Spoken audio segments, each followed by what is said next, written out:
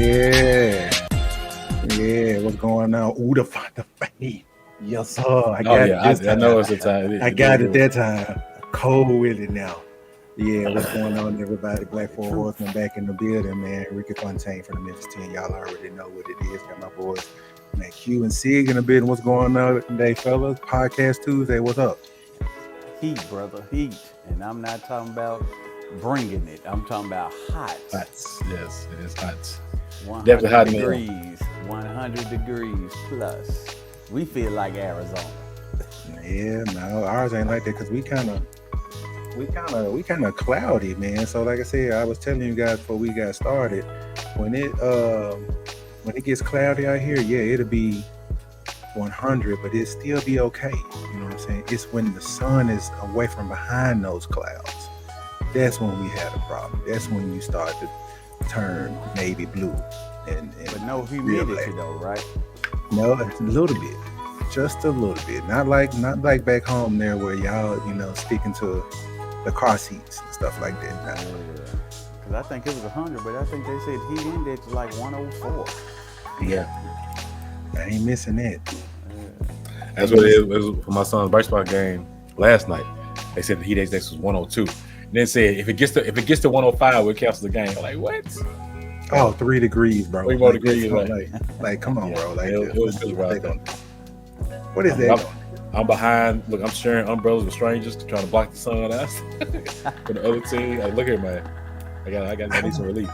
I remember when back in high school and stuff like that, like not in high school, like in elementary school or whatever, when I was growing up in Georgia, that was like if the weather is over 35 degrees, it's cool for us to go outside. But if it was under 35, we got to stay in the school. I'm like, can we bump that number up to like 50 or 60?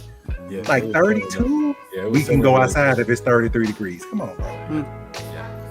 It's not quite 30 something, but it was something that I remember my kids in school this past fall. I think it was, and they were talking about going outside to play, and some parents were complaining about being cold. I said, well, they say as long as it's at least 40 degrees, maybe it's over 40 now.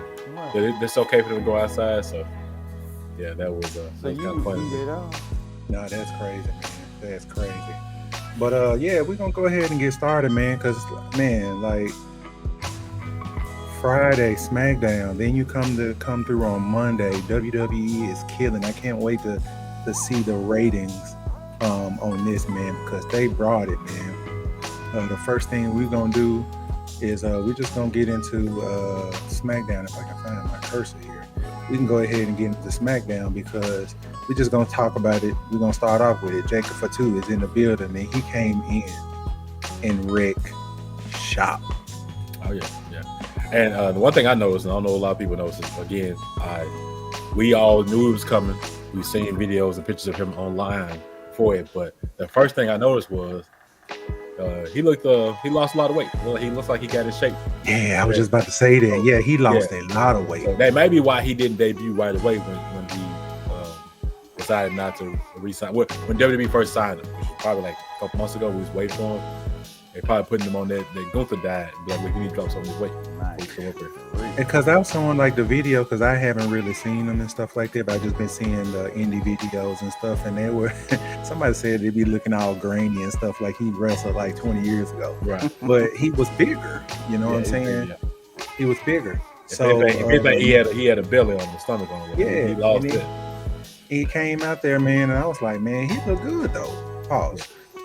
He came out there, man, killing everybody with the super kicks and man, put the world on notice, man. The spot through the table got me. I was like, man, we hadn't seen a debut like that in a minute. And even before the spot on the table, he took a super kick from Kevin Owens and shook that off like Umaga out there when people used to hit Umaga, he would kind of shake that hair and shake it off and come right back to it. So. He ate that and then man went to wreck and shop. So now, and then what I do like is that how they building them up, because when the Tonga brothers they came in, Loa and them came in, they were looking at him like, like dang, you know what I'm saying?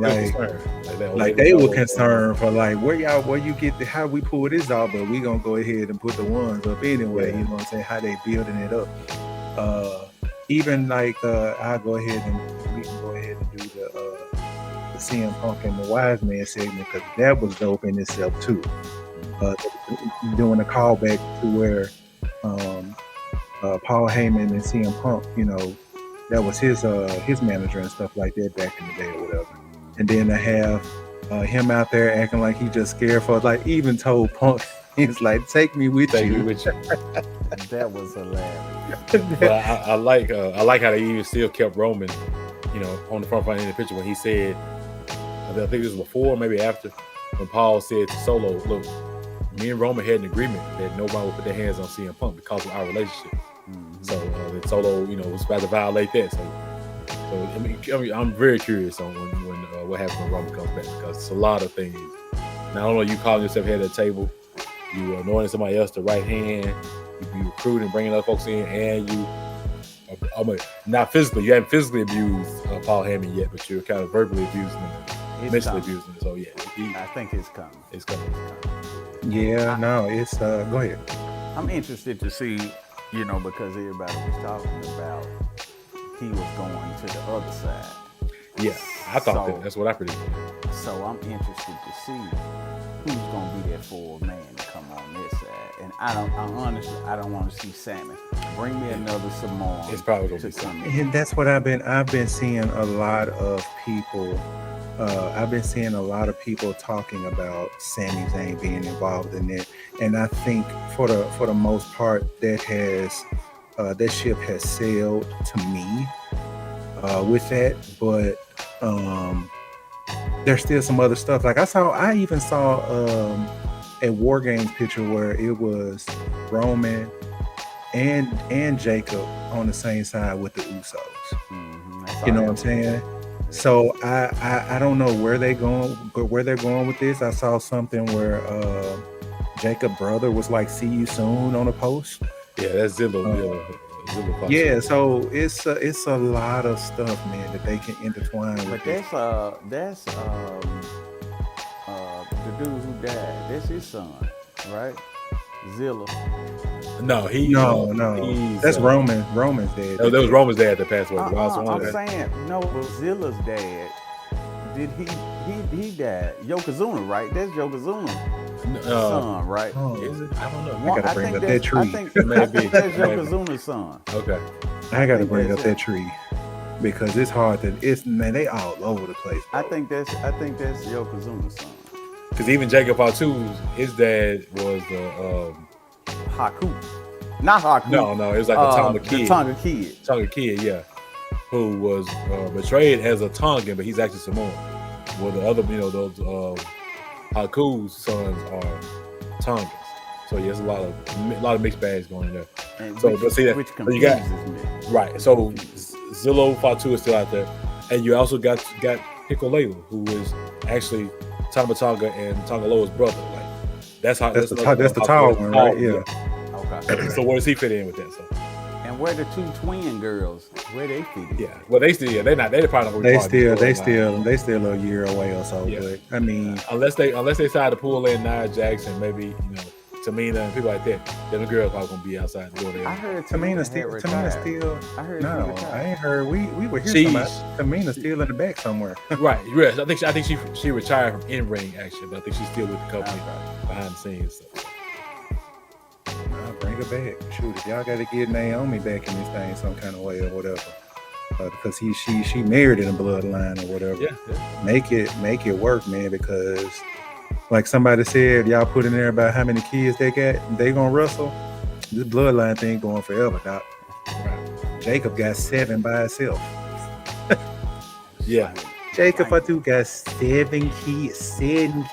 I saw an interview with him because he got offered a contract years ago with WWE and he turned it down because of the schedule because he wanted to be around his kids. But now that his kids are a little older now, they understand it more.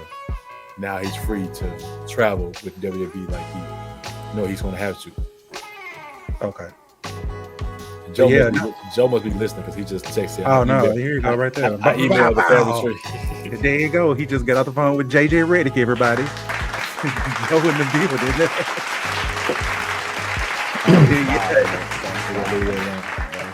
How are you guys doing? What's going on, man? You good? I'm doing well. How are you fellas? Man, we talking a little bloodline, man. Talking about a little bloodline stuff, man. What you think about Jacob Fatu, man, and what he did coming on SmackDown this past Friday? You was there to check it out? Yes, I thought it was I like the entrance they had for him. I do see what Quilly was saying about him possibly being overwhelming.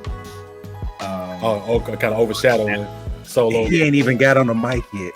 Yeah, right. And I heard he's dangerous on the mic.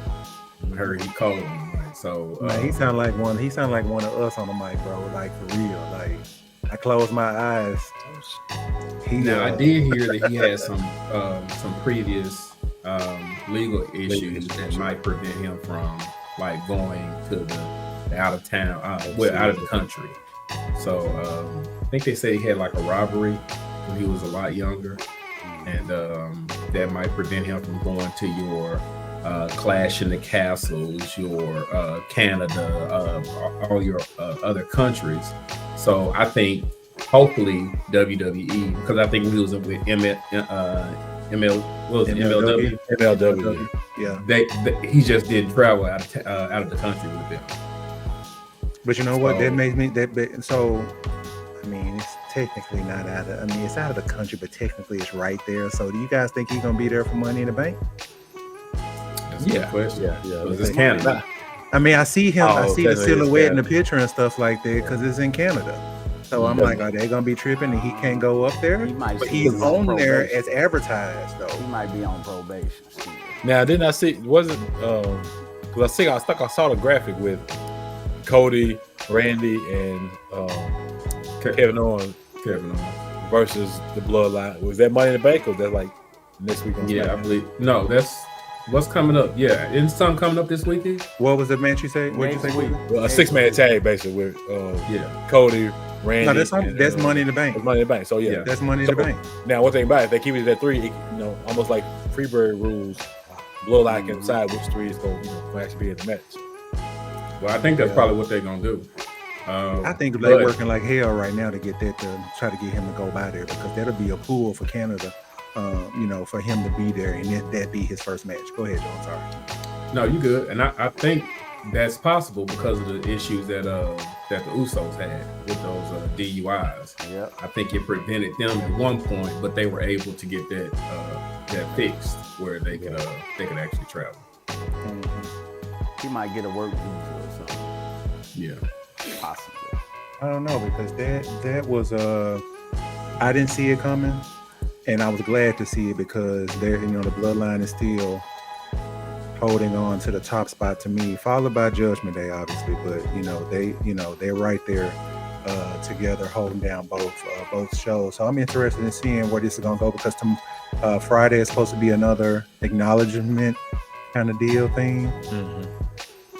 That's kind of making me wonder about it because somebody might show up. Somebody may show up, but I'm like, is Jacob gonna be like, I acknowledge you, or is this gonna be some internal? Because that's why some people say that Jacob will be on the other side. And I was gonna say that earlier before you cut out. We got time to get to that. Whenever we do decide to have that Civil War match, Solo and Jacob could have a falling out. He can end up on the side with Roman.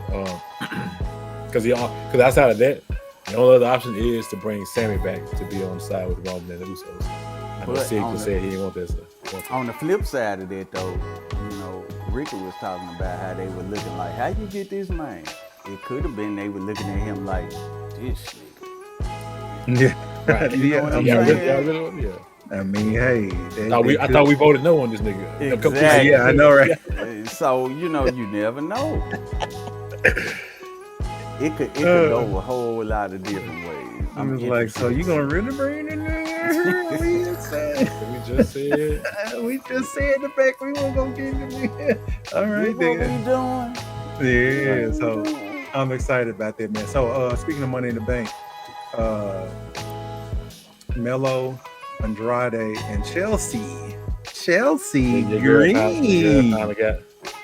I'm telling you, I'm on the Chelsea Green bandwagon until she said she was gonna try to do bring back the Divas title with the Divas belt if she won it. I was like, no, but we're not doing it. But Melo, Andrade, and Chelsea qualified for Money in the Bank. Thoughts on those 3 participants on both sides? I love how they are giving the youth movement. I love it. I love to see a new face that has potential to do something. I just hope they don't blow it, and make them blunder the title, So yeah, they'll have a weak cash in whoever wins. Exactly. I love what they doing with the Money in the Bank winners from this last year. So hopefully they'll keep the streak alive. I'm excited about the fact that Andrade's in, because nobody's talking about Andrade since he came back. And they even tried to put the damn speed belt on the speed belt on each other. Like, come on, man, he's more than that. Like, let's not do that. Yeah. All right, we're not doing that. So for him to get in, I think it's wide open. No matter who they finished it to round out the 6 in the group, it's wide open to me. Yeah, who can win. I think a lot of times we look at Jey Uso as the one that's called out. He's the one on the poster. He's the one on the flyer. So it's almost setting up to be like he can't be the one to win because they've already advertised all this stuff. So if it's not him, it's wide open. The women's is kind of wide open too because now one thing about, and I discovered because I listened to another podcast, the women's title outside of I think Carmelo had it. Not Carmelo. What's her name? It was R-Truth at the time. Carmella. Carmella had it for. She showed up on Raw this week. Did she? I'm just saying R-Truth. I know you're talking about. Yeah, R-Truth thought that was. thought Liz was Carmella. But do y'all know? So very untruth, like he did that when she walked off. But then when they later was talking about it, he was like, "Yeah, live and dumb." Yeah. I mean, he called him Nick, and he called her Carmella. I was like, he got the names right. He fell out of character or something. Tom and Nick. He got one of them on the stage of Dementia where it comes back to him later on. Hey, nobody noticed that man popped his Find a Boss shirt when he got done talking. Nobody. Yeah, he already popped it when he came in. That was the first thing he wanted to show when he came in. He hurried up and he had the Kool-Aid in his cup, but then the cup was in the way, so he hurried up and moved it up. That way so everybody could see that he is the final boss in his piece. My point for bringing up Carmella was that I think is on record of holding the briefcase the longest, because before her, people had won the briefcase and either cashed in that same night or maybe the next night on like Raw or SmackDown. Yeah, she did. I mean, Alexa Bliss did it. You know what I'm saying? Yeah. So I think and the only other exception was Becky Lynch gave it to Asuka. The next night because she was pregnant. Right. Mm-hmm. But other than that, everybody else had cashed in outside of Carmella. They cashed in the same day they won. Speaking of Carmella's cash in, it's funny you brought that up, bro, because I promised like last week. No, it may have been, it may be in like in the last 2 days. I was on X and I was looking at Carmella's cash in. What's his name? Choza, the damn rep Cheetah, whatever his name was. It took him forever to give the damn briefcase to the thing. He kept on asking her, and she was like, "I really want to cash in." And he was just looking at her, holding the briefcase. Really? And looking at her and looking over the time people, and she's pushing him and he's taking his time. That's when she be up and down and stuff. Yeah. I mean, it was so crazy, bro. It's funny as you brought that up because it pissed me off because I was like, would you hurry up and get over there and get the case, so we can get this going, please? It's almost like something else was supposed to happen and the ref didn't know that the plans changed. Like, no, we're gonna cash it in. No, we're gonna cash it in, bro. What you doing? But yeah, the women will be wide open on that because you got Io, Chelsea, Lyra, and then they got 3 more, and I think 2 more is coming from SmackDown this week. because Bianca and Jay got their matches. I forgot who they're going. Well, Bianca lost her match. Bianca She was in the match. Oh yeah, she already lost. Yeah. Okay, so she already lost. So Jade is going to have her match with, I don't know who was it, what the lineup was for that or whatever. But y'all think Jade are going to get, or is it too early? I mean, you can put her in a match, but she's not winning. Yeah, way too early. But I heard Tiffany Stratton is getting one of those spots too. So. She got to. She got to. I don't think it's too early for her to be in it. I do think it's too early for her to win it. Yeah, it's not too early because I mean you can be in it, get the experience, and it's one of those matches you can hide her also because so many people going on is you know it's anything goes. You can so there's a way to hide her quote unquote flaws too in that match. Yeah, because people, you'll take a bump off a ladder and roll out the ring and be up there for like 10 minutes and we'll forget that you in the ring. So in the match. So looking forward to seeing who qualifies next on that. And these are some of the young. I mean, to go back to your spot, see, these are some of the younger women and stuff too as well. So they're doing a youth movement on both sides with this and stuff like that. But I'll get to the men's side in a minute because it's certain ways of how that's going to go on Raw. But last but not least, Drew gets his get back. I think everybody kind of saw that coming.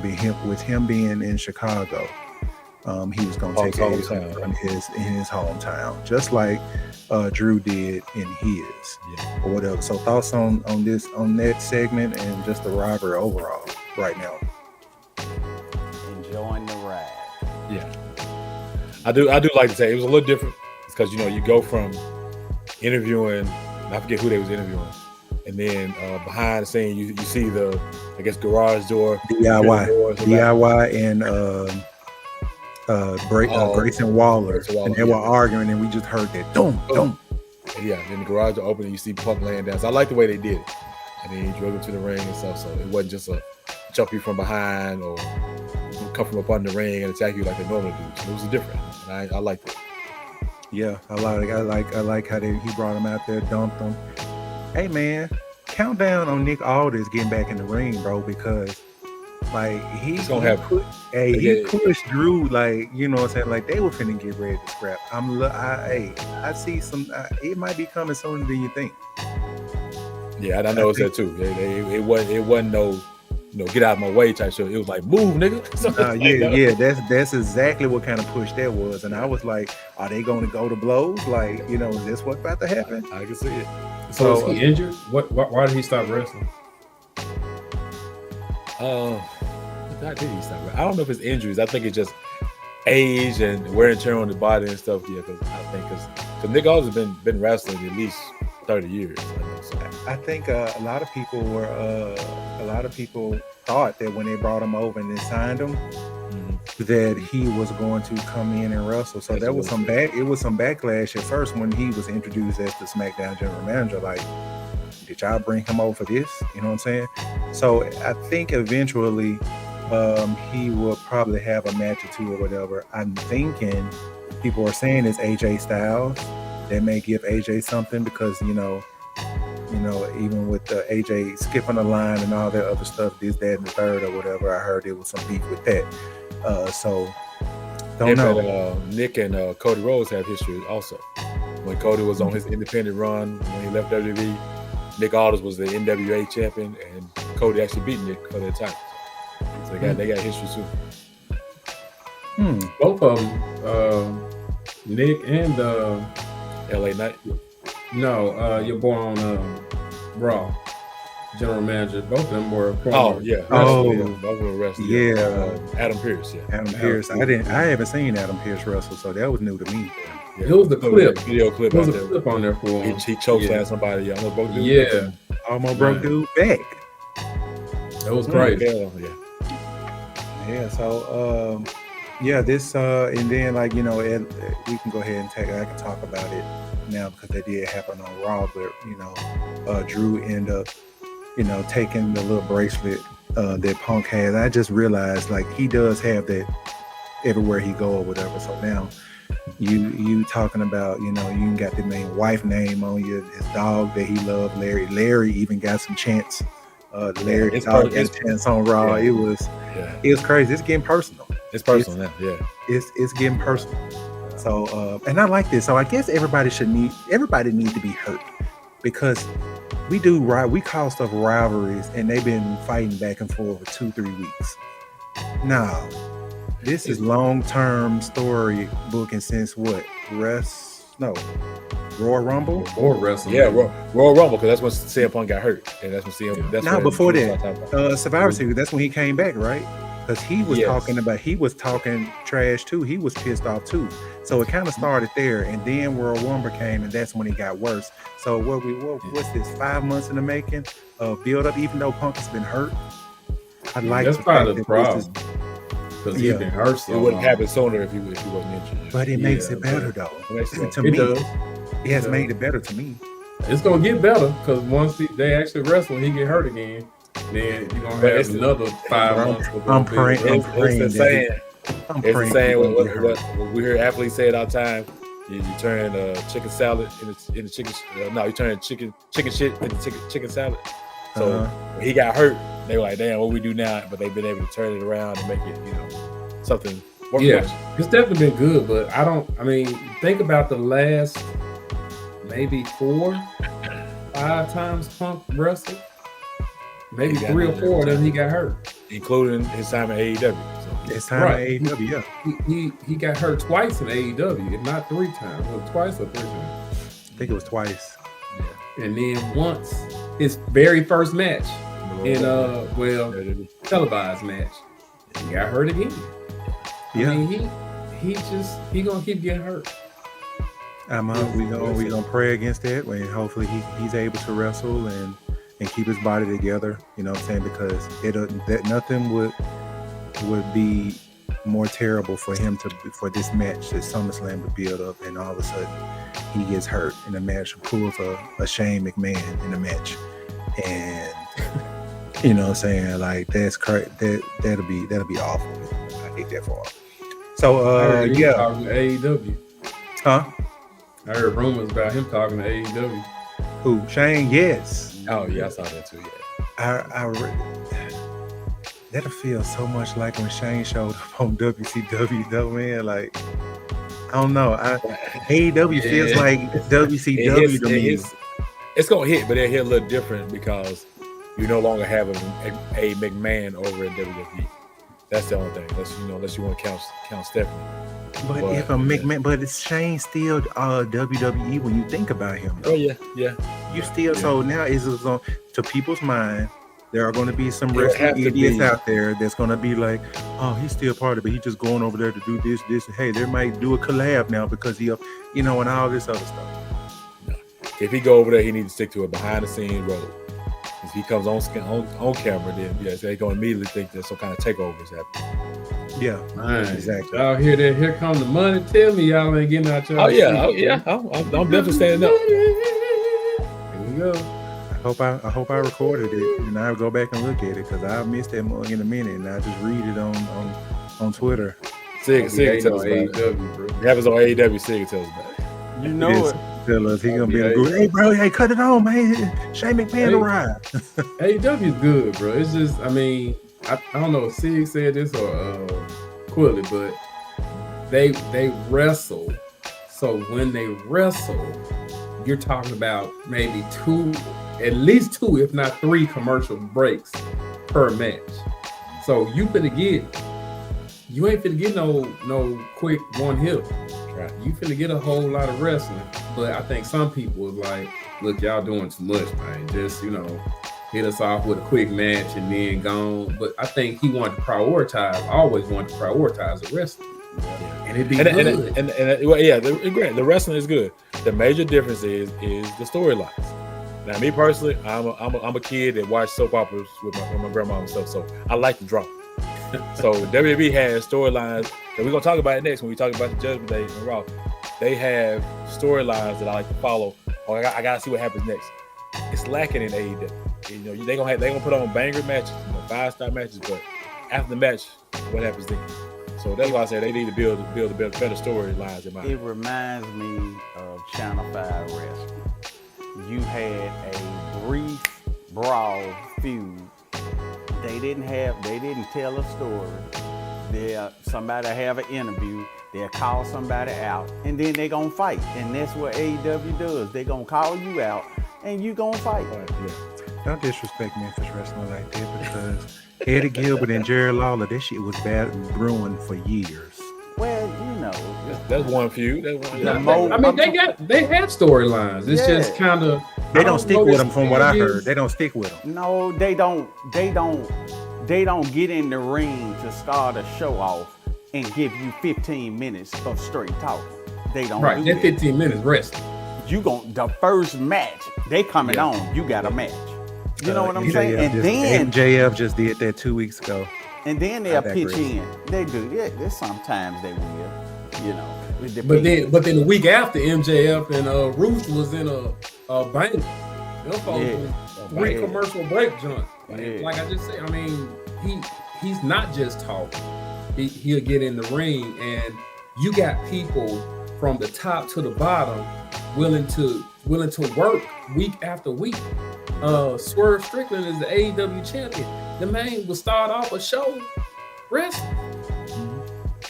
Yeah, I don't know. I mean, it's just each to his own. They missing something. They are because their ratings are going down. They missing something. It's just a matter of what are they missing. You know what I'm saying? Yeah. That one piece, that one key element. And like for me, just watching it, a lot of times it's just on in the background. You know, sometimes I was like, oh, you know, it's Wednesday, Dynamite is on, and it's mostly because I can't find nothing else to watch. So I was like, let me just have it on in the background, and I'll catch a match here or there. But if you intentionally sit and watch it, I promise you, it's gonna hit you, and you're gonna be like, I'm stuck. Yeah, maybe. Maybe. You're just a loyal WWE guy. I am, but you know what? And people have said it. There's room for both. You know what I'm saying? Yeah, definitely. There's room for both for you can go and check out, and that's what I'm trying to do, because I'm not gonna lie, I'll be a WWE stan and be like for everybody else, but I can't do that, because if I like wrestling, I would like to check out the different companies and organizations that are out there and stuff if I can. So I'm going to do my due diligence to, like I said, to continue to grow and watch AEW. And I feel like I've been doing well these last 3 weeks. I even added it on my to record every time it come on, so I won't miss anything, and I can talk to Sid and see, say, hey, I mean, I'm good. See your dog like that. He turned it into the nose up and was like, yeah, that's dope. So he felt it. So I'm trying out here. But see, I'm like Dustin Rhodes. Dustin Rhodes said, for us as wrestlers, it gives us an alternative. I thought you said for us as black people. I was like, well, he said what? Oh, they already invited Cody to the cookout, so I'm just saying. Man, for real, man. They did. I told y'all that NXT is the blackest wrestling show on TV right now. That junk could be on. That junk could slick be on BET. Yeah. It's matter of fact, but you know what though? They go into the CW, aka UPN, so it's always like one of the blackest networks. But growing up, but honestly, it's getting a little too black for me. Like, they just I'm waiting on the chicken in the watermelon. The chicken in the watermelon. BET Plus. That's the most niggerish thing I've heard. It's too black. That might be black. There's too many of you Negroes over here now. Man, what? He finna hit us with the hard ER in a minute. And I will say this. They talented. I want y'all. They talented as hell. Yeah. Because I feel this way. We just talking about AEW. Roster for roster. I would get AEW look out on the men's side. But when the women's roster, the NXT has the best women's roster right now. Now a lot of them are young and they're coming up on a. Now here's the thing: it's a lot of unknown names because there are a lot of former athletes, like D1 athletes. They hadn't been, trained yet though. If you sit down and watch NXT, you can get 3 women's matches in one night if they really wanted to. So wait, are you saying NXT in comparison to AEW only or WWE? No. Well, I say this only because this is my opinion. Dynamite as a show is similar to NXT, where because yeah. that Dynamite is not yet where Raw and SmackDown is. So Wait a minute, hold on. Which one come on Wednesday? Dynamite comes on Wednesday. And which one is Which Friday? which is supposed to be their flag show. Okay. Collision. Okay. Well, Rampage is Friday. Collision. Saturday. Collision is See, Saturday. a lot of times they won't do Rampage. They'll do Collision on Friday night or something, kind of combine the show. Right. They need to Get rid of eliminate one, and then the other one needs to be ROH show. Yeah, I agree with that. At one point, they did the John on Saturday Collision because of CM Punk, because everybody mad at him. And you got the folks on Dynamite that didn't want to be over there with CM Punk, so that was literally his show. So at this point, you don't need 3 shows, because if you put all your ratings together for all 3 of those shows, you're not getting to one of the WWE's flagship shows. Especially not now. Right.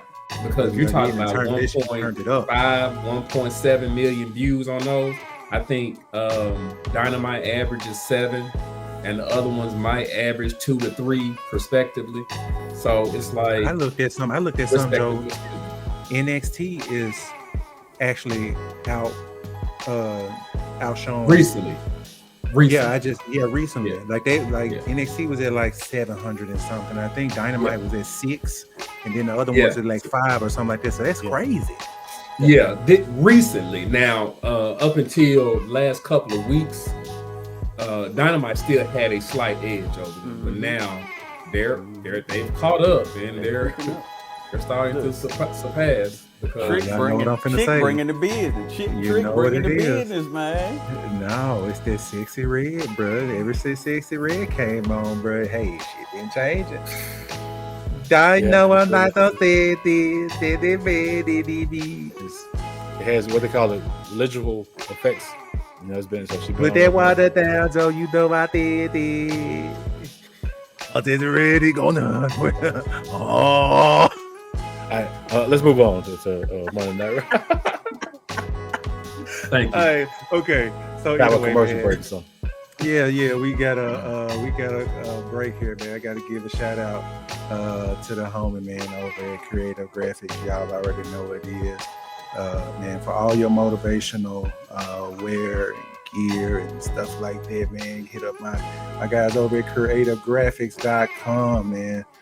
Joe, I told him he's getting ready to make your shirt, so you need to go ahead and make way with that cheese, so he can get you your shirt and some of the other stuff, man. Be a renegade, man. Be a renegade out here. You ain't got to work for nobody. Work for yourself. You know what I'm saying? All of this good stuff, man, that he got here. Don't forget to hit him up, man. Over at creativegraphics.com. Let me bring that down so you can say Yola spill on your shirt there, Sig. Hold on just a second. What you got that you showing? Is that the Pride shirt on? What is this? Is that a Pride shirt? Yeah, something preschool. What is that, sir? I think he has. You on mute. You're on mute. We can't hear you. Academia Preschool, Bartlett, Tennessee, 5724 Stage Road. Okay. Hey, bro, what took you so long? What's you just saying? You just talking about the school, or y'all got emergency your school too? We got emergency what? No, I'm sorry. Were you just shouting out the school, or do y'all have merchandise that y'all have too? Nah, I'm just sporting the shirt today. Okay. I was gonna say I'll get a shirt. I ain't know. You can get a shirt now. We'll make you a shirt now.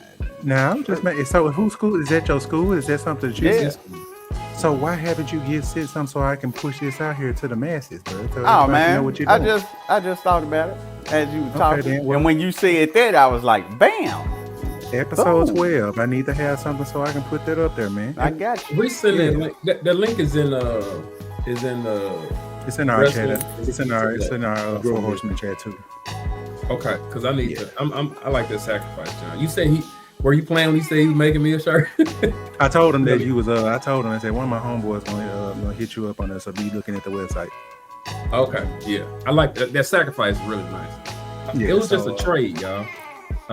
the Knicks are sending 4 unprotected picks, 25, 27, 29, and 31, and a 2025 protected Milwaukee first, a 2028 unprotected pick swap, and a 2025 second round pick for Mikal Bridges, and a 2026 second round. It looks like they sending Hey, for all that for Mikal. Wait a minute, what is Bojan Bogdanovich. 4 first. Man, this is a lot, bro. But I think the draft is tomorrow, so they trying to get draft picks, I guess. Nah, but that's crazy. The Brooklyn Nets have agreed to principle on a trade to send forward Mikal Bridges to the New York Knicks for Bogdanovich. I know 4 unprotected first round picks, a protected first round pick via the Bucks, an unprotected pick swap, and a second rounder. That is a lot for Mikal Bridges, bro.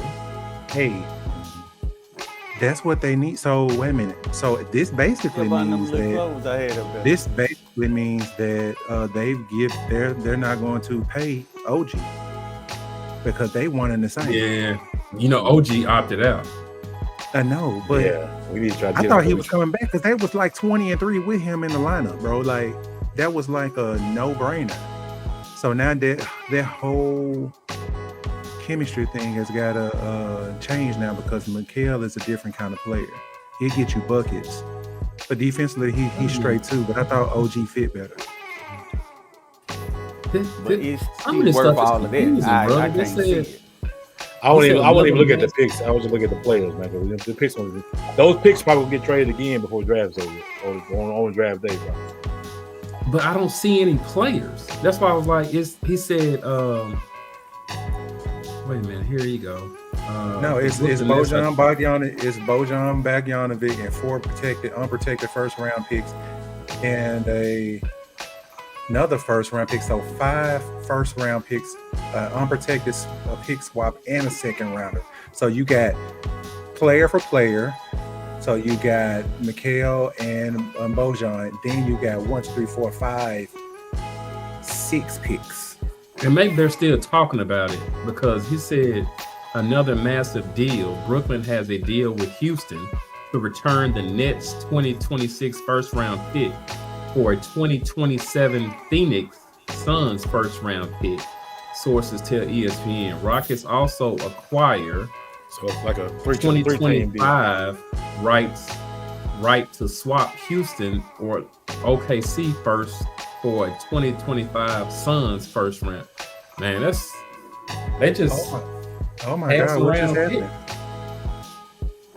Dang, I'm gonna have to get that on. We're gonna have to break that down a little bit more, bro, because that's a lot. That's different. That you just passing around picks like that without a player attached to it. So y'all see this in the thread from Halima Nash. I've only been called the N-word to my face by a white man once in my life, and it was on the campus of Duke University while I was doing work with the basketball team. And today, he was named a new head coach of the Los Angeles Lakers. Yep, I just read that about an hour ago. Ooh! Oh wow! Yeah, and now it depends on who catches the story. If they really want to go with it now, if not, we want to hear about it tomorrow. Right. Yeah, see, we was talking about this. I had to bring up a little graphic for we got a trade, and I had to bring up some up here so we can talk about this. So I'll be able to chop that up and get that going. So, hey, if Joe Wojnarowski, if you see something else, bro, hey, I got this queued up. All you gotta do is just let me know. I'll throw it back up here and we can talk about it. See, that's how random we are with the Four Horsemen, man. We all over the place. We like sports, wrestling and all the other stuff, man. So you're going to get the news here. But until the final boss gives us another trade, we're going to jump into Raw, which was everything yesterday. It was the bomb to me. You know what I'm saying? And as always, y'all know what we do. Y'all know what time it is. The segment. the Judgment Days of our life. The segment that's sweeping the nation. The soap opera that's sweeping the nation right now. That is Liv Morgan and the new Judgment Day. And we're gonna start off by talking about that, man. Liv is pretty much putting her stamp on it. She was everywhere Monday night. She was live. She was on people's phones. She was everywhere. Oh yeah, it was a Liv show, definitely. Yeah, go ahead, man. Y'all jump right in, man. What y'all think about this week's happening with Liv and the Judgment Day? So I like the attention she's getting. I'm not mad about that at all. I wish it had a little more. You kind of perpetuate that attention a little more with the actual title she has. And maybe I know she's challenging Selena Vega, but you got her coming out with Daddy's Girl shirts on, so it's like it's about Dom, right, as opposed to the actual world champion, the women's world champion. So it's like, I mean, it's cool, and that's what Zelina has said. You doing all this stuff, but you ain't worried about defending that belt. Man, she came out with a hard promo though. She did, and I think that kind of speaks to the direction they're going with her. You're putting a whole lot of emphasis on this Dom storyline, which I mean, it's cool. I enjoy it. It's funny, and they're playing it up. But man, give her a shout out with that belt as well. It's been kind of consistent on how they've done a few of the titles there. Because remember, when Seth was champion and he was dealing with what was going on with Roman and the Bloodline, and even Drew said, "You need to focus on me." This was before Mania. He said, "You worried about what's going on over there with what Cody is doing when you still got to face me."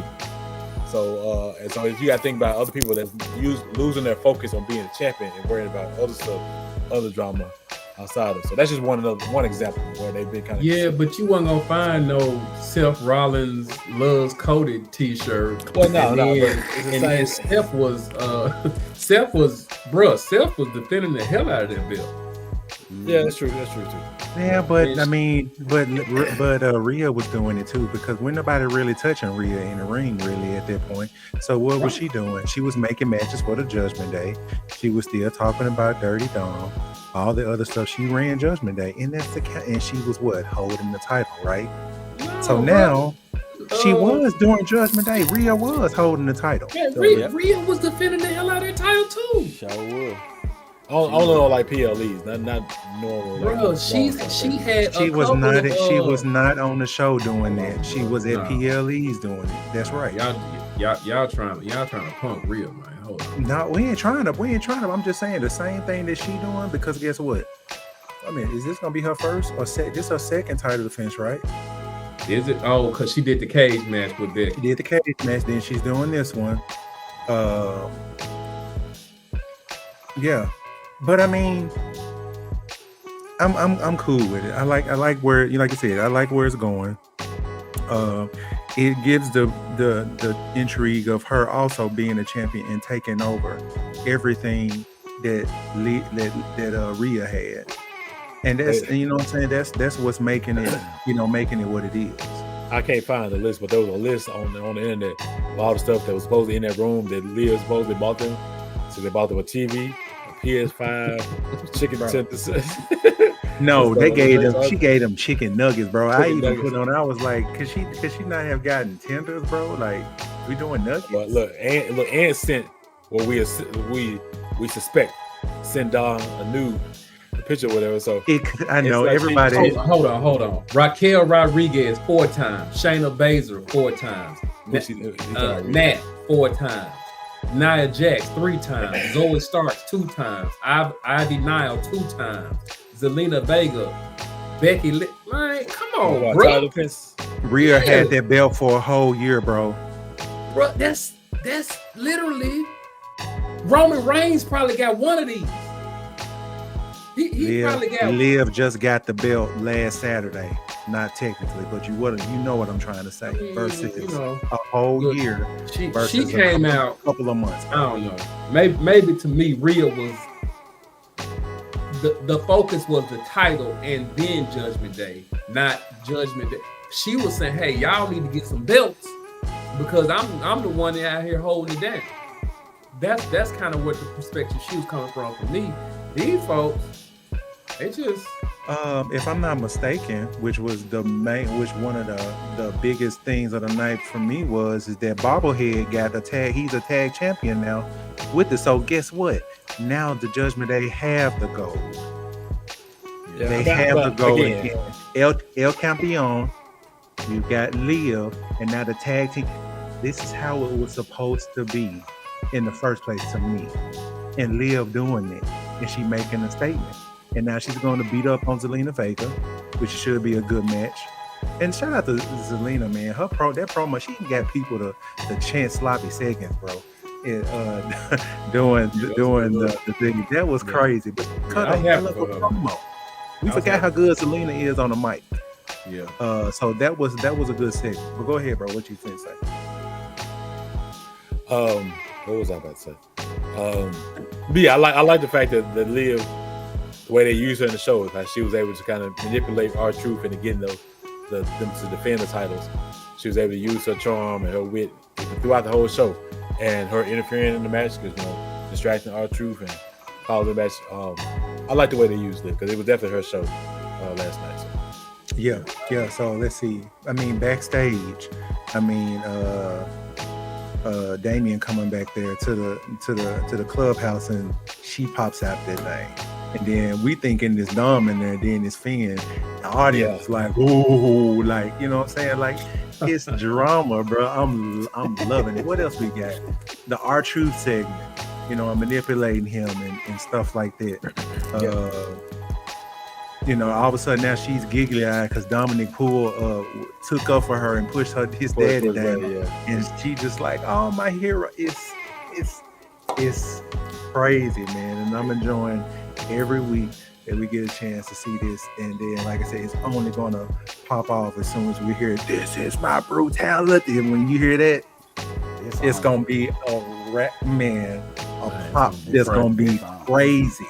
And it's going to be one of them, it's going to come right when she getting ready to lay it on him. And they finna, and he gonna give in. When he gonna get ready to give in, and then he's gonna give in, and that's when it happens. Oh, come on, bro. Come on, man. Daytime television ain't got nothing on Judgment Days of Our Lives. I can see every Monday. I can see Quilla stop this shit. Like, right there. That's why I predict what happens. I'm here for it. They definitely own Monday Night Raw.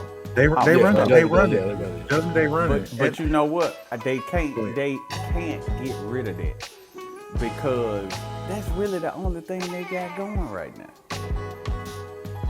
They got a couple of little, but storyline wise, they gotta keep letting that ride. Yeah, you got Y6 now that didn't stay.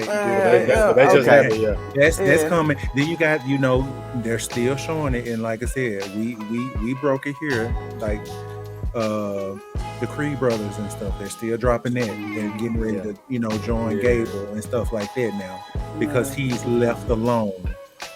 Now and stuff like this, so it's still stuff that's making Raw. At first, I was Team SmackDown and stuff like that too, but Raw is coming with it now. Raw has been better a lot. And I think we talked about this. We passed SmackDown though, but I think we talked about it in the group.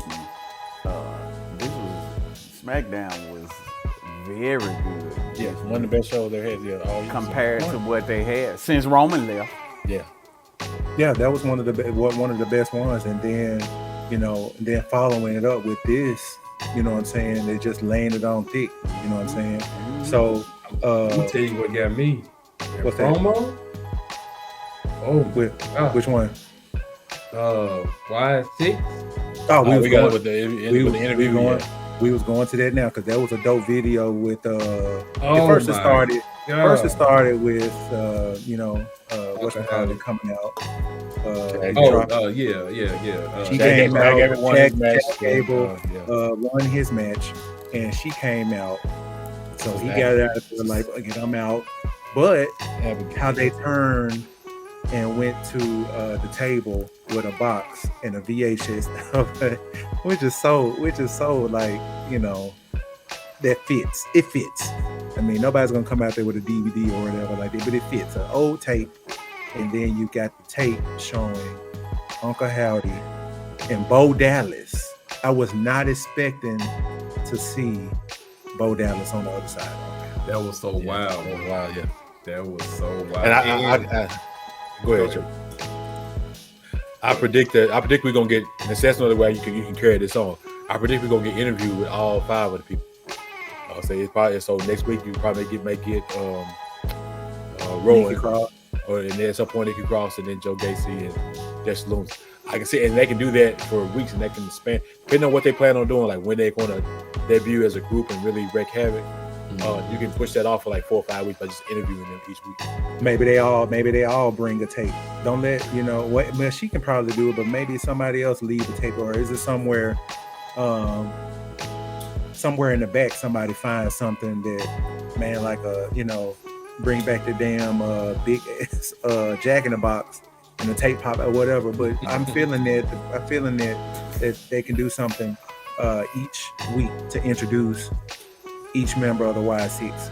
And I actually like that. I like that. That's actually not a bad. And that keeps them, because it keeps people wondering, like, okay, who is this person? Who, this and that, who is that character, and what's their reason for, joining and stuff like this. So hopefully. And that reminds me too that another thing I did Saturday is I caught up on some wrestling documentaries and movies and stuff. So I actually watched Bray Wyatt's documentary finally. Right. And then look, and then if I want to torture myself even more, I end up watching the Iron Claw, the Von Erich movie. Oh, bro! So I ain't seen the first one, but that one. So my eyes were sweating a lot on Saturday. You peeled onions all night Saturday. All night. Yeah, but that Bray Wyatt jump was crazy, and that Iron Claw. I stopped and just sat and watched that too, y'all. I mean, like, See, we always heard about the deaths of the brothers, but I don't think I knew how all of them died. Like I didn't realize. I read up on it, so I was prepared. But hey, man, it's all right, bro. It's all right, dog. Oh, man, no, I've been sneezing all day. Okay. Everyone knows. No, the thing. But it no, was hard. Everybody should be crying, bro. No, it was like that was a dark. It was so dark. Even though I knew what was going to happen, that it was so dark that they didn't even put the other brother in there. That was all. That was just like, it was too much. That they felt like it would send everything over if they added the other brother's death in. So they combined the two. They combined two brothers. Excuse me. Storyline. Michael and Michael was the one that the skinny one that was the one that really wasn't built for wrestling at first. Yeah. He wasn't trying to wrestle anyway. But the way I look at it though, you had 4. Go ahead and finish it on out. If you want to tell the story, tell it. We can't get no more depressed. We can't get no more depressed than we already are watching it. So. She had 6. She had 6 boys. Yeah, because I didn't know about the Jack Jr. died as a baby. As a baby. As a toddler. Mm-hmm. As a toddler. Yeah. So which one they leave out? Because David, they said was a pancreatic issue or something. They said. Yeah, that's the one that died in Japan and went over to Japan. Yeah. That was the first one, the second one technically, but the first wrestler, the first living one.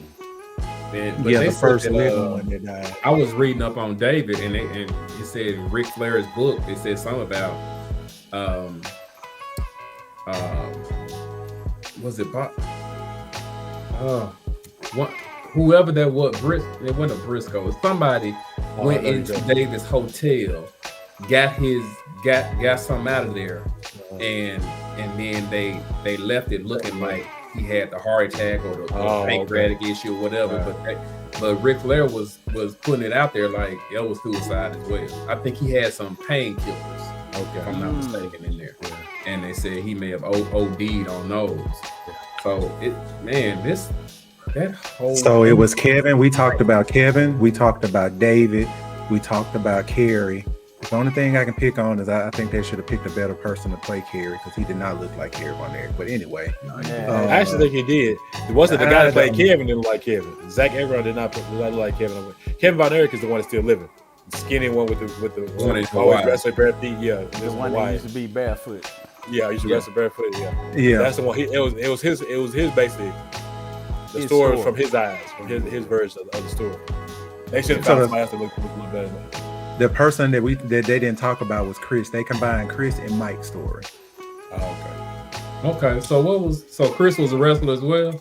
He was trying, and it didn't work. So after years of not being able to succeed in the wrestling business, Chris became depressed and frustrated and heartbroken over the loss of his brother Mike after Mike died. And at 21, he shot himself. Dang.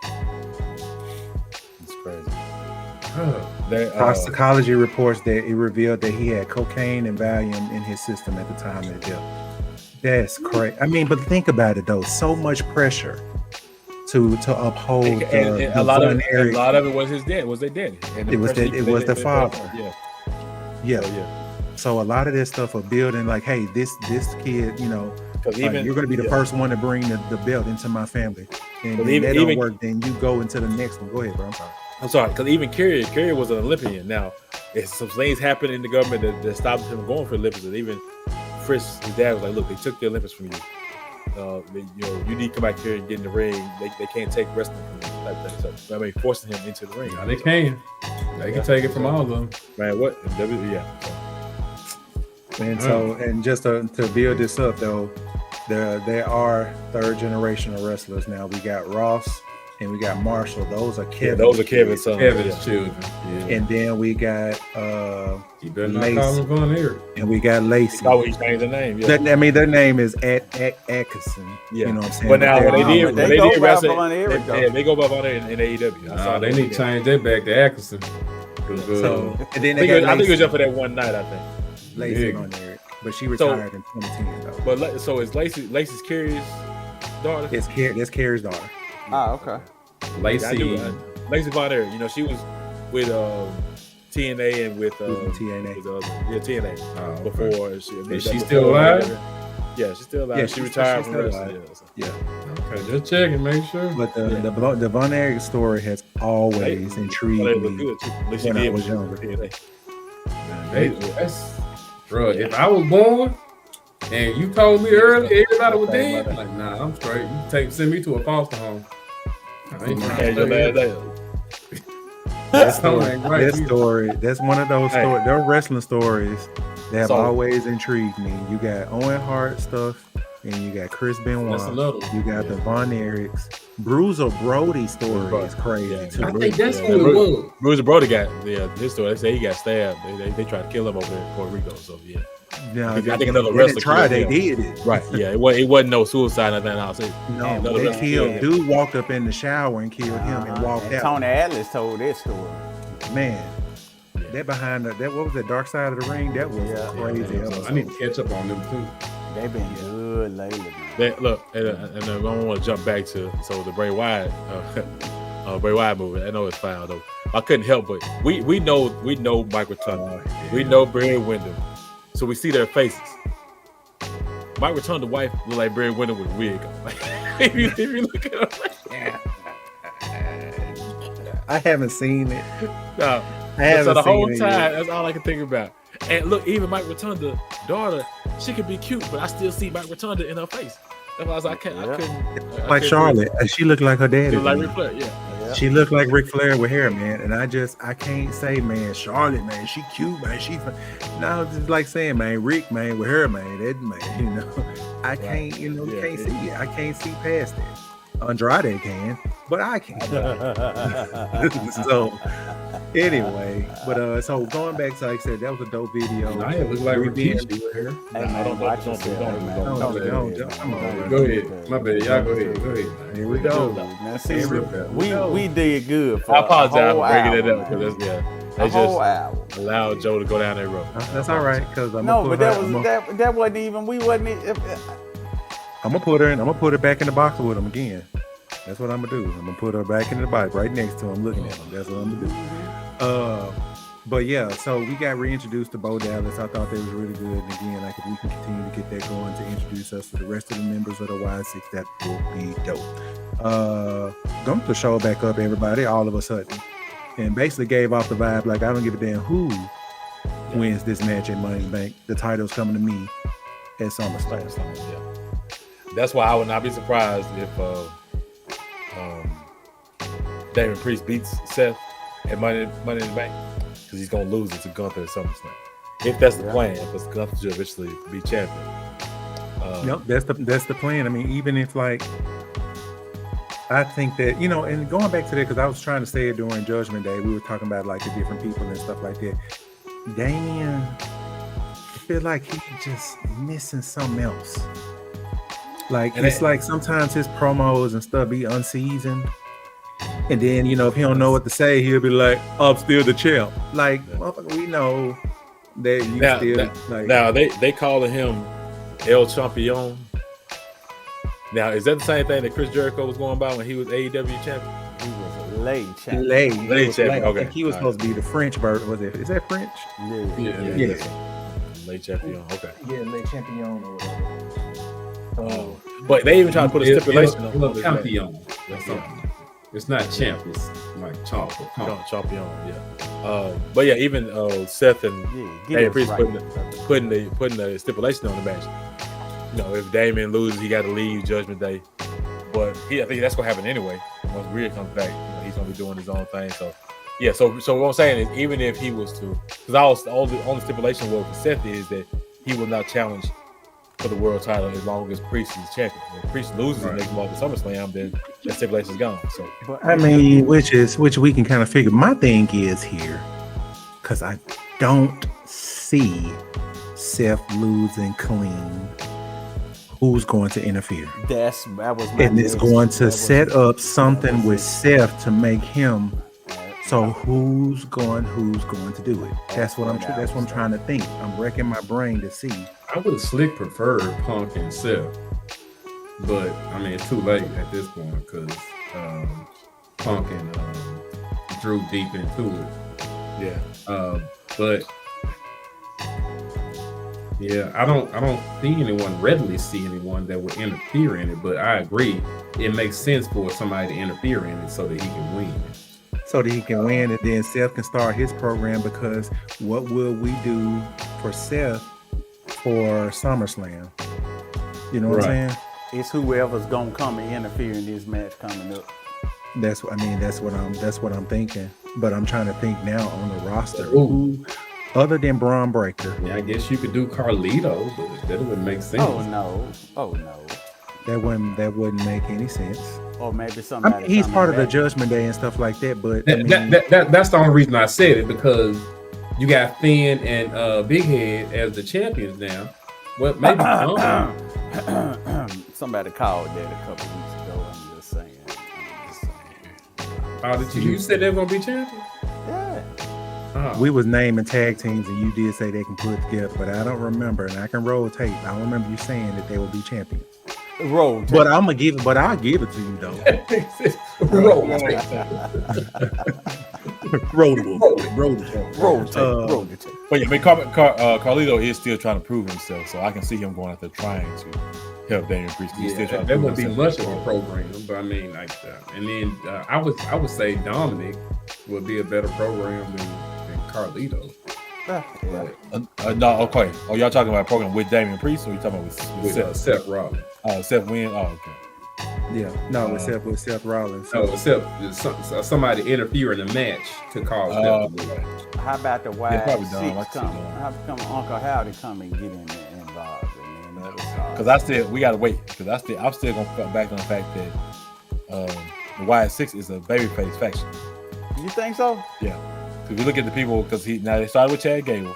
Let's see if they attack some other people, some other heels. Pat McAfee getting it. Pat McAfee is kind of a heel. I think that's coming. But okay. They said you lied on the end of something. They said you lied on the end of his show. They played it in his show. They did it again when Triple H was there on the show. There is a theory out there with why Pat McAfee. You can almost use If you really wanted to go mainstream, you could actually use Pat McAfee's show on ESPN to kind of deliver whatever message the Wild Six have to give for the world. And not that they go on Pat McAfee's show, they kidnap Pat McAfee and he does his own, almost like Firehouse Funhouse, but it's Pat McAfee's show, maybe in like a basement somewhere, where they are interviewing the whole group and where they can give their message out through Pat. That's just one theory that's out there on the internet I've seen. I like that. That sounds kind of crazy until it happens. Because I mean, as you kind of build it, it's like, what?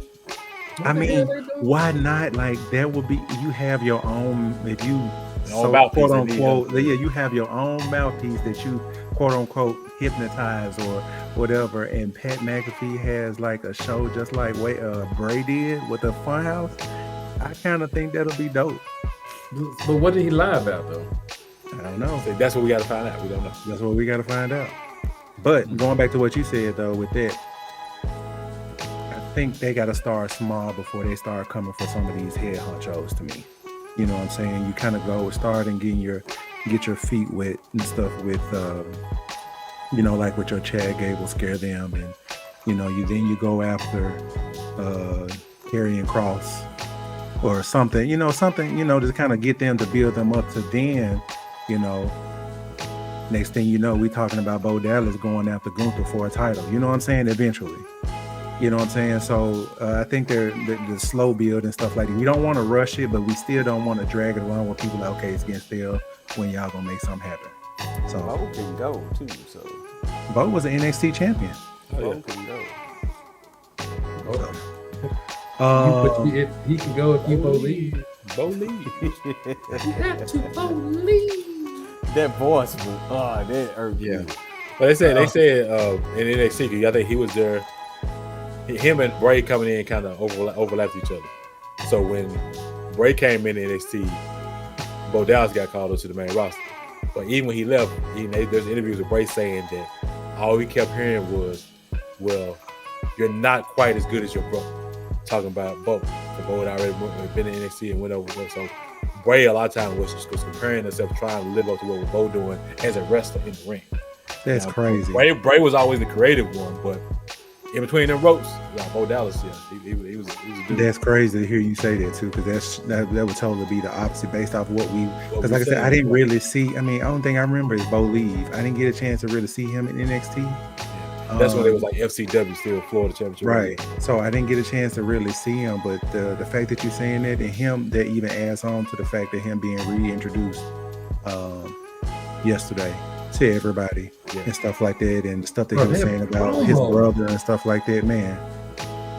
That promo was so chilling. I mean, I watched it a couple of times to the point where it's like, man, when they hit with the dead brother, I'm like, whoa, y'all gonna go there? Yeah. Mm-hmm. I was like, I didn't move. I was just sitting still, man, soaking it all in, bro, because it was just like, I can't believe what's going on right now. It's so when we get out good. here, I'm gonna go watch it again, bro. It was so good. So I probably need to watch it a second time. I watched it live. I haven't watched it again since then. A couple of things that we can just kind of ramble on about, if y'all want to. So Unholy Union retains. Just got my opinion. I just want to keep them winning for right now. Well, I told you they can beat some lesser tag teams, and I even mentioned the Party Girls. Katana Chance.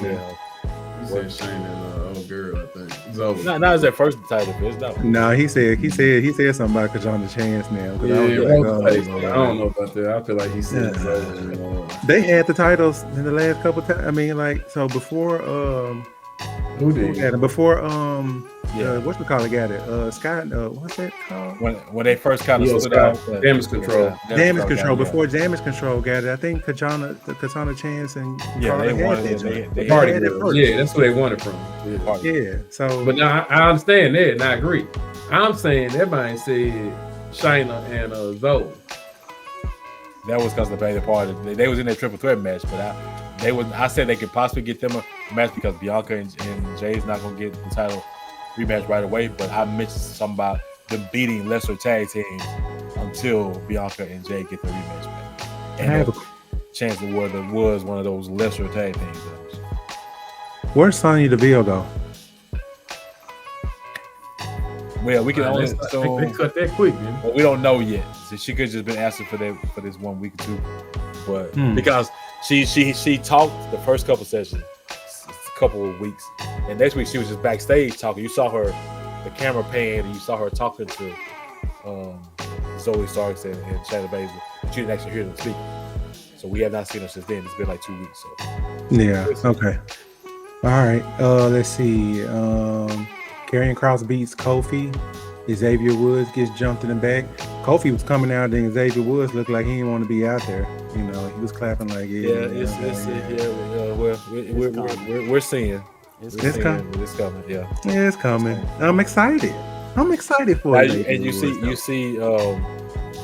Now, this probably wasn't random. He probably doing this because he is. So yesterday, maybe today, was his Xavier Woods' 20th anniversary in wrestling. Yes, it was yesterday. So he talked. So he talked about him even wrestling while he was in college and signing with TNA and then coming to WWE. So he even mentioned something about having he has not had that single run that he wants. He thought King of Ring was going to be there, but he ended up not panning out the way he envisioned it. So yeah, the breakup is happening. I mean, it's one of the things where, and Kofi is at the point in his career, he don't have to be around every week. Kofi can come in similar to Rey Mysterio. Kofi can come in once, twice a month, have a match if he wants to, have a little backstage session until he decides he wants to hang it up. Yeah. Let Woods have a little single run, and let's just see what happens. Let's just see let's just see what happens. So I mean, get him a hey, it's Team IC Intercontinental Champion, in the books or whatever. Yeah, that can happen. Oh, the IC champion? No. Yeah, that can happen. Braun Breaker probably finna get it. I mean, that's too early. Now, I hope they don't do it. I hope they don't do it that soon, but I would think. Well, I don't think that this Money in the Bank match, like I said, I saw it's down here. It's something we talking about, but that's a fatal 4-way coming in SummerSlam to me for the title. So you don't think it's going to be Yeah, so I don't. But okay, so I don't see a reason for them to interfere in that match because they got it. Well, you know what? No, I do because he just cost them, and it cost them their Money in the Bank qualifying match. He said he's tired of people being in his matches and stuff like that. But you think Sheamus ain't gonna get his lick back? Yeah, that makes sense. And then Kaiser come out there. And then, okay, yeah, I can see right. that. I would rather. But even look at that. What you finna put? Where you finna put Xavier Woods in there? You got right now, Sheamus and Zayn. Right now, you're gonna put for the time being. I think if they're gonna break up New Day, there's going to be a Woods Kingston match. Okay, Gotta be. Yeah, that's going to happen. Yeah. That is going to happen. Book it. Big E needs to be the special referee. Big E referee. No, stay out of Big E. Stay over there with Mia Yim's sister. Hey, so we had another breaking news for the trades. Oh. Had nothing official happen, but it says the Houston Rockets are inquiring trading for Kevin Durant. Yeah, and it also said the Knicks are still determined to keep OG in free agency. Sources tell ESPN, but the ability to re-sign center Isaiah Hartenstein becomes more difficult now. The Knicks are loading up on wings to match up with the NBA champion. You realize champion. I was about to say because James Harden's not in Houston anymore. I was about to say you try to put him and Kevin Durant back together again, but I forgot they got rid of James Harden. He on the Clippers and they continuously suck. Man, and it does my heart so good. Next to Boston, every single time it's Boston, then the Clippers, then the rest of y'all. But I mean, I like the thought of KD being in Houston because we know them young boys coming, man. And that's the thing that makes me trip about the Lakers is that everybody's talking about that, but it's like it's so many other teams and stuff that's growing, and the Lakers are not getting younger. You know what I'm saying? Yeah. And that's what's going to make it so much more difficult. Now, if they get Donovan Mitchell some kind of way, or if they get Trae Young to be their point guard and stuff like that, Okay. Speak on it, bro. Speak on it. I mean, okay, it's going to be like, okay, the Western Conference is going to be a beast still. Everybody's still, you know, and I get mad about it, but I'm cool with it. Nobody's still talking about them Grizzlies, and they are 2 pieces away, and they're gonna go get their center. They're gonna get one more piece, and there's gonna be Ja Greedy again all over the place, and people gonna be like, "Oh, we forgot it." They done forgot about it, and it's fine, rightfully so. Grizzlies was doing some bonehead stuff, and then Ja gets suspended, and people are getting hurt, all the other stuff. I get it. But they coming too. Minnesota ain't going nowhere. OKC is gonna get better with they 30,000 draft picks they got in the next year. Denver is still gonna be there. It just makes it more. Sacramento, man, the Clippers. If they trade Kawhi don't be. He's not. Now if they trade Paul George, it's gonna get. Depending on where he goes, that's gonna be a wrap. They're gonna get a lot of draft picks for whoever. So that's all they waiting on to get the right amount of draft picks. He basically trash right now. And then Harden, he sometime. Paul George was there that one consistent player, defender, two-way player. He's not gonna be. I think he's gonna opt out because somebody's gonna give him money. Then Golden State, you don't know what's gonna happen with that. I think Clay is gone, but I think that still, they still got some younger people that they can slide in. They showed that last year, by benching Clay and putting some other folks in the starting lineup, and they were okay. Kaminga. Yeah, Kaminga, and then the other guy, how many years does Clay really I forgot his name. How many years does Clay really have? Man, Clay will get another contract. I mean, they gonna get another contract. Yeah, it may not be with and Golden State. I heard that they said they would like to bring it's their priority to bring him back. So, and I guess it's just kind of depending on how much he's willing to come back for. But Clay still got at least a few more years. I don't know how good he's gonna get a 4. He gonna get a 4-year. Ooh, I wouldn't give him no. The 4th year is gonna be probably a team option. Yeah, team option. Okay, the team. Yeah, the 4th year is gonna be a team option. 3 max. But 3 with a team, I can deal with that. Yeah, but it's gonna be weird seeing Clay in another jersey though. Yeah, I mean they might work out something with him, especially if he hit the market and he see don't. He want years. He want years. I don't think it's about the money as much. He want the years. But I know they were talking. Go ahead. And I think they're not going to. It's years and money. And I think they're not going to really. And he's gonna command more. I think he's going to get more out somewhere else than Golden State is willing to pony up, and that's probably what's going to be the thing. I think he still feels disrespected because he was coming off the bench and stuff like that. So there's rumblings that there's dissension there as well. So trash though. I mean, everybody have a trash year, bro. The man had 2 knee surgeries, man. Like, but when he on, he on, and he better than most of the niggas in the league, though. I heard he was talking about him going to LA. Clippers? No, Lakers. The Lakers don't have any money. Right. No. They're gonna have to be creative. And we're at our ceiling so far as old people. And we need no more old people. We need no more the old AARP Lakers. Right. Age and injuries, we at our max. We don't need no more injury prone, no more age. But I guess I'm trying to figure out with the Lakers, everybody getting younger except them. And they not getting closer to a championship. That's what I started off saying. When do you pull the trigger? When do you say, okay? It's not necessarily do that now. I mean, we was in the Western Conference, a year ago. West Conference Finals a year ago. So, but y'all fired that nigga. I mean, y'all fired him though. Yeah. And then he got the one that hate the niggas, huh? Yeah.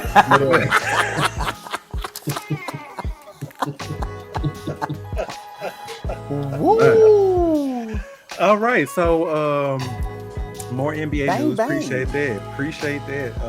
But now, just to go ahead and finish up on just a few little things or whatever. We talked about nothing.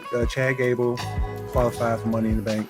Laura Vicarious, she qualified for it and stuff like that. And that pretty much sums up a really, really tough and great Raw episode and stuff, which I'm actually looking forward to seeing wrestling and watching episodes and stuff again now, which is great. So last thing, gentlemen, other night, you know what we do, it's our Black Four Horsemen debate of the day, and this is not pretty much about choosing this or that. This is just a debate, and I want to hear what you guys think about this. So I was reading Twitter and X, and this came about.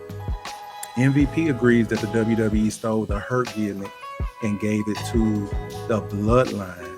And there's somebody on the right hand side here. It says that somebody said they took your gimmick and crew and gave it to the Bloodline. That's what happened. You guys were so cool. The suits, the attitude, and the gold, a complete unit. MVP chimed in and was like, "True story." Yeah, and so let's talk about it, man. What do you guys think? Do y'all think that given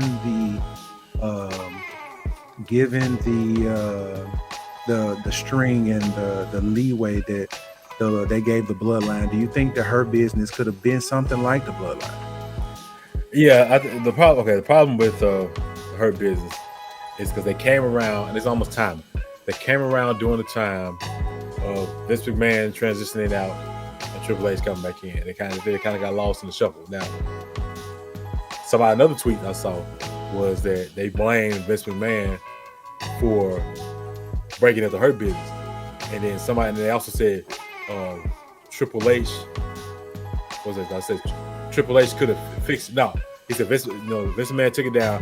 MVP came back and said Triple H could have changed it, but he chose not to. Mm-hmm. So they said Triple H could have fixed it, but he chose not to.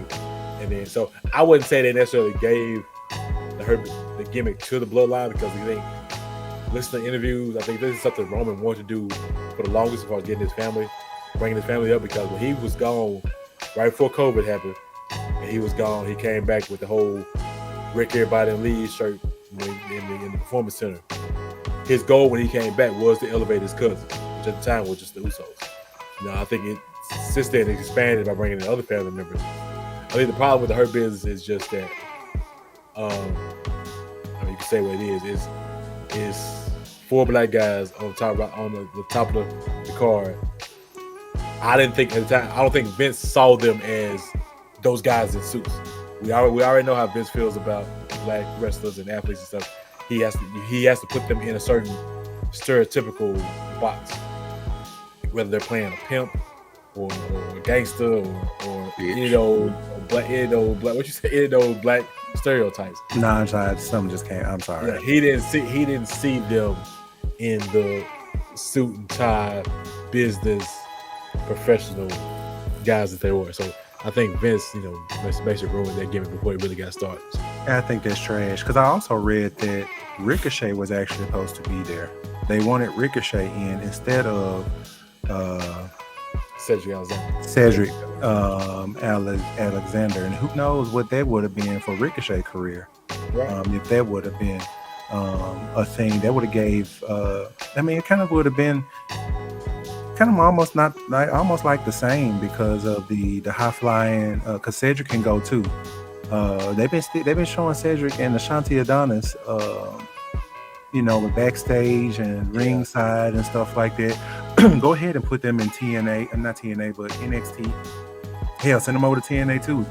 Let them build themselves up, and then come in as just an additional tag team to expand their roster or whatever. But I wish they would have did if Her Business, because the Her Business, like the Bloodline and stuff like that, because that would have put a lot of black wrestlers up on a platform, and we could have pulled it off. They already had the did Bobby have the title, and they had tag titles too?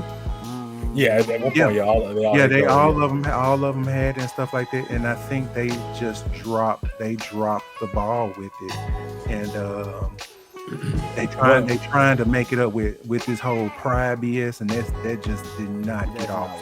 It does not work at all. But why not bring them back? And but okay, let's flip it for a second.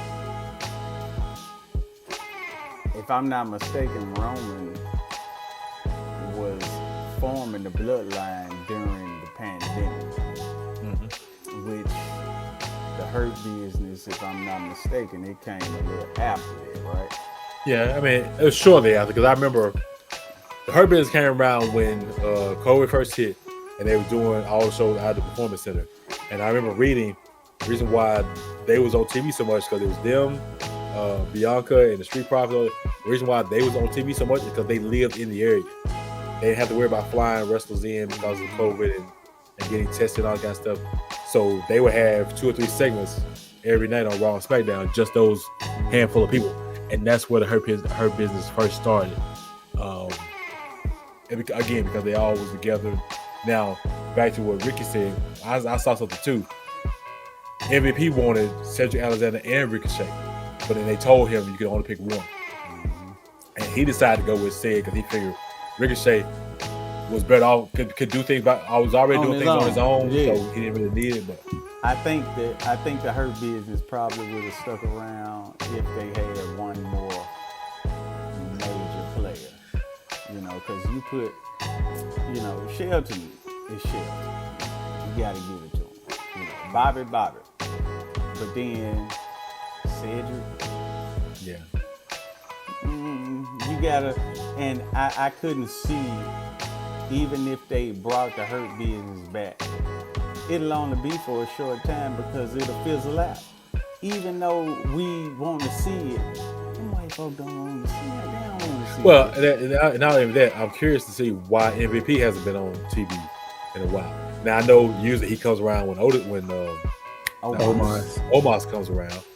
But yeah, he's been on Twitter tweeting more than he's been on TV. So I don't know what. If you can redo it, who would you guys put in the Hurt Business now? With Bobby as the anchor. See, I think that's the issue. You can't, if you put a max on that, then it wouldn't have ever been like the Bloodline. I think the excitement of the Bloodline was what's about to happen next. So if you had original 4, and then later Ricochet came in, and then later the Street Profits came, but then you basically got a Nation of Domination. They don't want all them black folks in there like that. You know what I'm saying? The Nation was and hot, then I got to elevate and then it produced the final boss technically. You know what I'm saying? The Nation was what it was. But you also think back to the Nation. You also had another feuding faction with them. You had DX faction, their rival. And I think the problem with that is Hurt Business didn't really have a rival. They had individual people that were going after. They do now. Yeah, you got the Bloodline. You got the Bloodline now. You got Karrion Kross now. You got all these other stuff that you can do with it. But the Bloodline didn't have a faction. I'm talking about now. Individual. No, I'm saying that shouldn't have been a reason not to push the Hurt Business through, because the Bloodline goes against individuals. Kevin Owens, Randy Orton, all those folks was individuals that form a unit, but they didn't have an actual faction that they were going against. So if they wanted Hurt Business to work, it could have, but I don't think. But to answer your question, I mean, if we're just picking folks, I mean, I would love drop the whole Pride name. You get Bobby the Street Profits and bring Omos in, and you can, in my opinion, you can call them Hurt Business then, or you call them, I don't even call them Hurt Business 2.0 or a different name. But because here's the thing, you have your muscle in Omos, I guess not necessarily your muscle, your intimidating force in Omos, whether he's stepping in the ring or not. Then you got your tag team and your athleticism with the Street Profits, and you got your muscle, your strength, and leadership with Bobby. I add Carmelo to it. Yeah, he's kind of doing his own thing right now, but yeah, I can see that. I wouldn't do Omos because Omos can't wrestle. Well, that's that. If you put him in a group, then he don't have to wrestle all the time. So his presence alone, when he comes onto the screen, he making people turn the channel to see what he's gonna do. What I turn the channel on another way. I do. One of y'all gonna say it. What I love about factions like forever, probably my favorite faction is going to be the Four Horsemen. When you talk about four true, pure wrestlers, hence our name. and then you think about DX, you think about the Shield, you got all the folks can go. The Fabulous Freebirds, homie. Man, that's. I mean, everybody can go. You don't have to wonder. You don't have to. Nobody has to pull anybody else's weight. That's what I like about that. Omos, bro, he trash, man. I mean, he's an intimidating figure, but in the ring. But think It's about it. It's not interesting. Have y'all thought about this? Triple H / Shawn Michaels, they have not hired big men like that. I think that's a Vince thing. Vince like It is. No, Vince still on them big 7 foot. Yeah, Right. Yeah. 300-pound people. No, you're right. Yeah. It just could be 6'8" for some reason. They said Vince hated people who were 6'8". That's crazy. Like he's very specific about being 6'8". Right. It could I be never 6'7". heard it. I it could be 6'9". thought y'all were really joking. Are you serious? No, I heard that in I want to say maybe a podcast. It said that if you were 6'8", he wouldn't take you. I don't think he even like folks to say 6'8". You lie about your height. He must real have wanted to real be quick, 6'8". and I don't want to change the subject too much, but you mentioned something about the Fabulous Freebirds, so maybe go back and think about the Von Erich movie.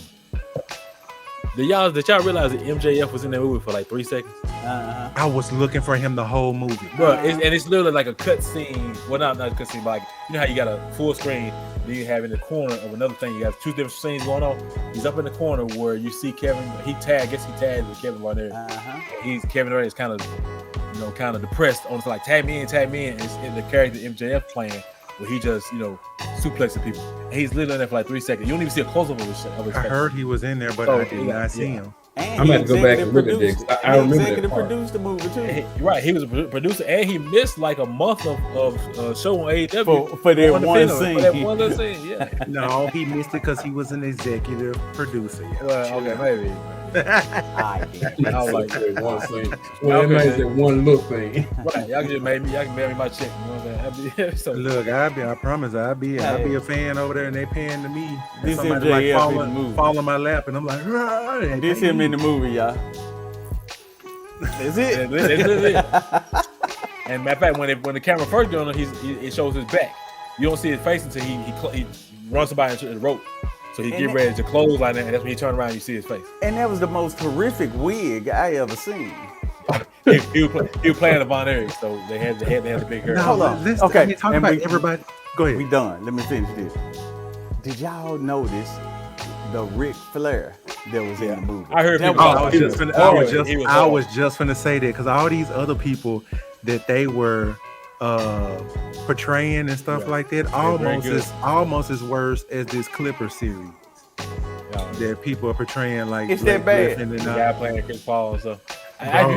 You brought it up, and so I actually watched the first episode a couple days ago. And I mentioned it and didn't even watch it. I didn't realize at the time when you mentioned it, I didn't realize it was a series. I thought it was like a movie. Just no, it's a 2 hour series. movie, but it's a series. And I don't even want to watch it because they losers. Like they lost everything. Like it ain't like we're watching this to see them overcome. But they were winning during that time though. There was the whole Lob City movement with Chris Paul and which was dope, and that was a great series with the Grizzlies. We hated Flop City, but they didn't win anything. So I'm just like, why am I watching this? Like I don't even want to watch it. Because it's Larry Fishburne. And he didn't even know who Doc Rivers was when he was casting the role. Promise. So y'all seen it? Oh wow! Have y'all seen Look it up.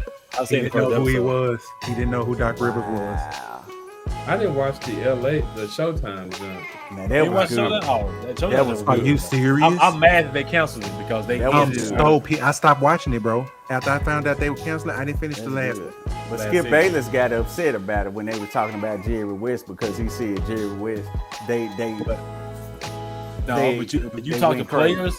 You talk to players that played with him back then. Jerry West was like that. Jerry West was very, very. I guess the term they used, manic, was the term they used. He was all over the place when it comes to ideas and talking and stuff, and he got angry quickly. And they said, matter of fact, when Jerry West passed away, I was listening to Memphis Sports Talk. They talked about when Jerry West was, I guess the owner or president of the Grizzlies, whatever that title was. He actually lived in Memphis during that time, and they said that I forget where it was. He was at a restaurant, and either they didn't get his food right or something, or the waitress pissed him off. But like Jerry West, like really like cussed this girl out and like talked bad to her in front of the whole restaurant. So it's like he has these moments where we act like he just go ham. Right. I heard stories because he was there before I got there. But yeah, he had a house down there. I forget because we used to try to have like little premium events, upscale events at Jerry West's old crib. You know what I'm saying? When he was and stuff like that. So I've heard the stories and how he was around the office. He was the executive. He was over player development executive. He won an award of executive of the year of building that team that got swept multiple times. But they traded Falcons off. I'm like, okay. Yeah. I never set up. That was a setup. Never forget. And Jerry went over there on his own. And you hear the story, but he convinced Kobe not to come to Memphis. When Kobe was a free agent, because Jerry West was there, Kobe wanted to come to Memphis. Kobe wanted to come to Memphis. Yeah, no Kobe. Man, I ain't gonna be here long, Kobe. Stay where you at. Stay where you at. Yeah. Don't follow me over here, because I ain't gonna be. But then he went to the Clippers.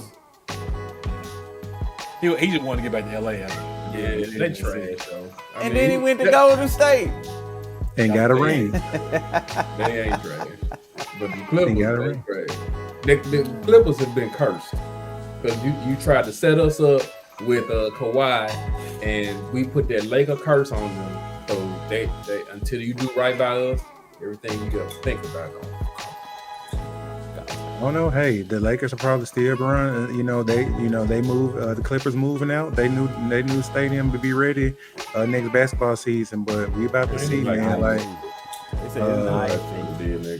it's they're gonna have to do something that goes back to what we were talking about with the Paul George and all that in that team. Y'all just built this 5 stadium, and your team gonna be trash if you don't make the right move, or if people ain't there. You don't want to move into a new building, sell out all these tickets, which you are, and your team ass, bro. Well, that's what they're gonna get, cause Kawhi, that knee probably got another 2 or 3 hours on him. 2 or 3 hours. All George. By draft time tomorrow, it's gonna be over. He's gonna get traded. And James Harden, he at the strip club right now. He's not winning. So he gonna wait to see who they draft tomorrow. They gonna bring his girlfriend caught the bouquet. Y'all saw that? Yeah, he was. Then my eyes open. He was like, when you said something, and we jumping up all over the place. When you said something about new stadium, it made me think about the Memphis Tigers. The football stadium is getting remodeled. So with that being said, Ricky, I don't know if you heard this news, but Ryan Silverfield done got a 4-star black quarterback. I put it in the group. I put that in the group. I was like, over Florida. So it's like, he's not this year though. NIL, this NIL money is serious. Not this year. It's Seth's senior year. Following year. It's the following year. So he'll be coming in to take over for Seth once he graduates. So hey, shout out to Memphis on that one, man. That was one I did not expect to see on ESPN. Top news stories. Now people say the guy that he would have had to back up in Florida probably wasn't going nowhere in the next couple of years. So at least in Memphis he can come play right away. So once Seth's gone, he'll be the man. Hey, hopefully that leads into and try to transfer somewhere bigger. I don't know. It just depends. Because everybody conference. It's what's a conference now? You might as well go because now. Think about it though. Let's not forget they expanded the national championship tournament playoffs. So now it goes from 4 to 12. So now Memphis will be in a mid-major now, or in their conference or whatever, a different conference or whatever. They can slide in. So now you're playing for a chip. Memphis can be one of the top 12 teams in the nation if they do what they. Because here's the thing. Because it's not even. Look, Joe, I know what you're thinking. It's not even that. They just got to win their conference, and win whatever. Championship. How often have they done that? Well, last time. Hey man, they went to. Come on, bro. Last time when they went to the Cotton Bowl, we went to that game. But that was like 3 years ago, wasn't it? It don't matter. Yeah, it's like 3-4 If years. not more. Every other year they lose. It was 2018. Well, they finna win, did they? Because look, they already projected to be in the field now. Because they are. Everybody has been paying attention to what Memphis has done. What they call it? They call it the something. I'm a Power plus one or something like that. So you got the powerhouse conferences, and then you got Power plus five. one is the power five. But then you got they call it something. Those lesser conference, whoever the best team out of those lesser conference will get that other playoff spot. So and then the ACC is one of those lesser conferences. Other playoff spots, so we get a spot. We get one of the 12. It'd be 12. Yeah, you get one of the 12. But you got to think of the other conferences we're going against. These other conferences are trash. Now, I ain't saying we're going to win no game once we get in the playoffs. No, anything can happen, bro. At least to get in there, we just got to win our conference. Bro, if Anything we can get happen. 12, if we get 12 and we got to play Alabama or Georgia, yeah, anything can happen. We get our ass whooped. No.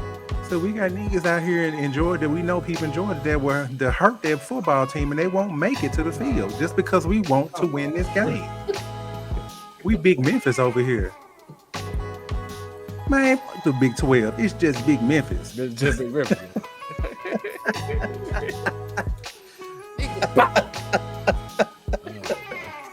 Oh man.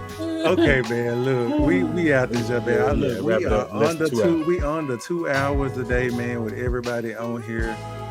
We appreciate, man, all of you guys who have been rocking with the Four Horsemen, man, on these episodes. Don't forget to get out here and subscribe, man, on all of the social channels except for Facebook. I don't know if we got there yet, but Instagram, it's coming. Instagram, X, Twitter. Like and subscribe, hit the notification bell on YouTube. We just have a great time, man, talking about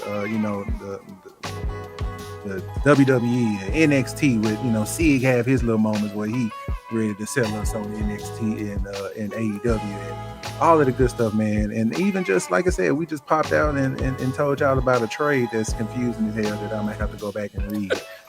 Because Mikal Bridges evidently is worth 28 draft picks. 200 draft picks. Man, ain't worth 200 acorns. I don't know, man. But then the Knicks just gonna run these folks like they played the starting 40 minutes, and then you got like 2 people coming off the bench. That is not a recipe for a championship. I'm sorry. That's Tom. Oh yeah, Tom Thibodeau. He finna kill him. He finna kill him. He finna kill him. So we're gonna continue to monitor there. But look, yeah, don't forget to like and subscribe to all of our channels and stuff on X, Instagram, and YouTube, man. With that being said, the Four Horsemen, we out this thing, man. We appreciate y'all rocking with us. See y'all next week. Woo! There you go.